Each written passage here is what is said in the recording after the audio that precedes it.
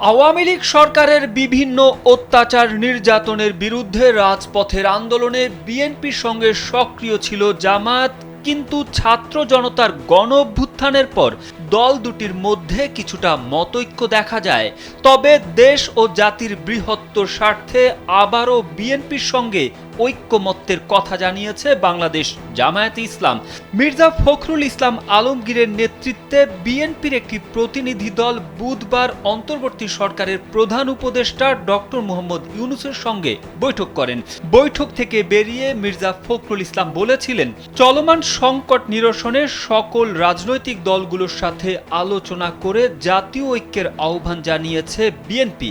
এলো ভিশন মুশকিল আসান অফার, যে কোনো ব্র্যান্ডের পুরনো ফ্রিজ নিয়ে চলে আসুন ভিশন শোরুমে আর নিয়ে যান নতুন ভিশন ফ্রিজ 20% পর্যন্ত ছাড়। এদিকে বৃহস্পতিবার অন্তর্বর্তী সরকারের প্রধান উপদেষ্টা ডক্টর মোহাম্মদ ইউনূসের সঙ্গে বৈঠক করে জামায়াতে ইসলাম। বৈঠক শেষে সাংবাদিকদের এক প্রশ্নের জবাবে জামায়াতের আমির বলেন, প্রধান উপদেষ্টার সঙ্গে জাতীয় ইস্যুতে ঐক্যবদ্ধ থাকার বিষয়ে আলোচনা হয়েছে। দেশ ও জাতির বৃহত্তর স্বার্থে জাতীয় ঐক্য সৃষ্টির ব্যাপারে বিএনপি যে দাবি জানিয়েছে তার সঙ্গে একমত পোষণ করেছে বাংলাদেশ জামায়াতে ইসলামীও।